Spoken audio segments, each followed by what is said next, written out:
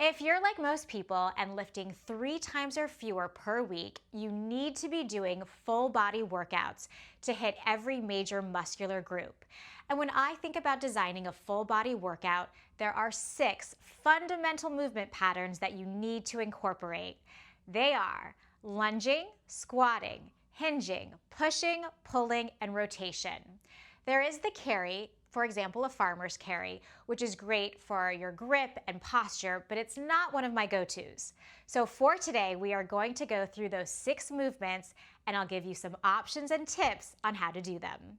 So with the squat, make sure your feet are shoulder width apart, and I'm gonna go with a classic suitcase squat. And when I'm going back down, I really do believe there's a mind-body connection. So I'm thinking about my quads, my hamstrings, and my glutes all powering this move. I don't want you to focus on how far down you go because there are so many factors that go into that. It can be your mobility, your anatomy, your experience. What I do want you to focus on is not leaning too far forward or having your knees collapse inward. What often helps me with my form is elevating my heels, because this oftentimes will help you stay more upright, and it also gives more emphasis on your quads. There are so many squat variations. There's the curtsy squat, which gives you lateral movement. There is a front-loaded squat where you have the dumbbells on your shoulders. You can go down that way. There's a goblet squat where you can take your one dumbbell and go down and back up. And then there's a sumo squat, which gives a little bit more emphasis on your glutes. So you hold your dumbbell here, you have your toes pointing outward, and you're going back down. So there are a lot to choose from. The next movement pattern is pushing. Classic exercise is a chest press.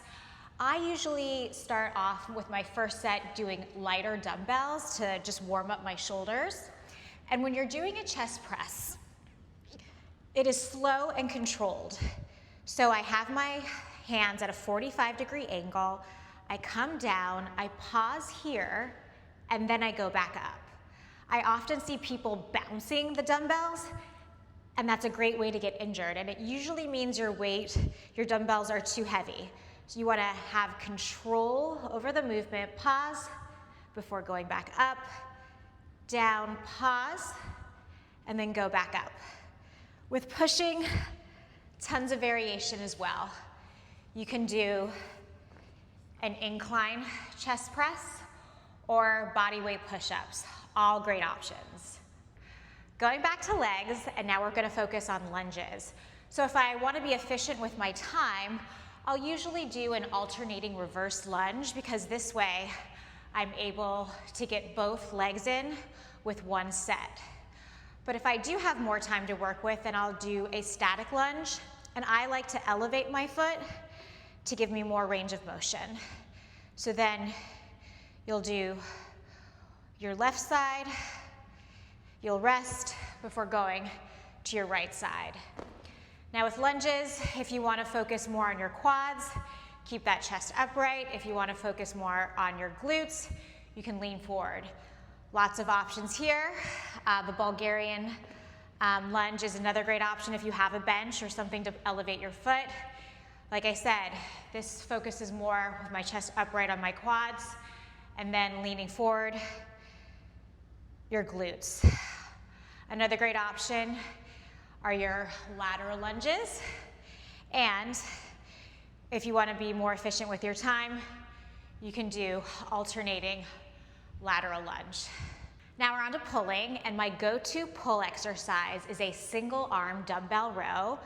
I like to have a bench to lean on because this enables me to have greater range of motion, and I'm able to lift a heavier load.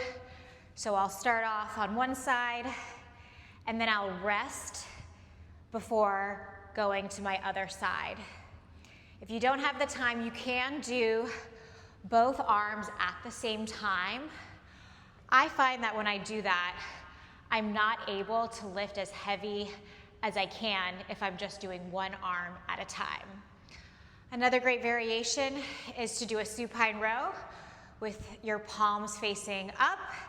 And when you do this type of row, you do get more emphasis on your biceps. All right, we're already on to our fifth movement pattern, which is the hinge. And for me, my go-to is a Romanian deadlift. So I have my dumbbells, my feet are shoulder width apart. And when I am hinging, I'm not thinking about how far down I can go. I'm actually thinking about getting my glutes to the opposite wall. And I'm feeling the tension in my hamstrings. My knees are slightly bent, but I'm not turning this into a squat. This is a hinge. And a great variation is to do a single leg RDL, which will also challenge your balance. So now we have our rotation to end the workout. This is usually my finisher, and it's timed.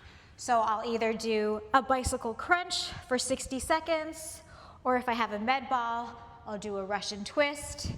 You can also do a plank with hip rotation, and it's a great way to finish the workout. One last note about intensity. I want you to find a rep range, no matter what it is, that you get close to failure. And what I mean by that is that you can only do 1 or 2 more reps with good form. I like a rep range between 6 and 8 because honestly, anything above that, I get pretty bored. But you don't have to do that rep range. You can do more, less, but no matter what, challenge yourself. Your body is an incredible machine. It's going to adapt, and you have to keep pushing yourself to make that change. So to wrap this all up, when you're doing your full body workouts, make sure to incorporate these 6 fundamental movement patterns. And if you have any more questions, please put them in the comments.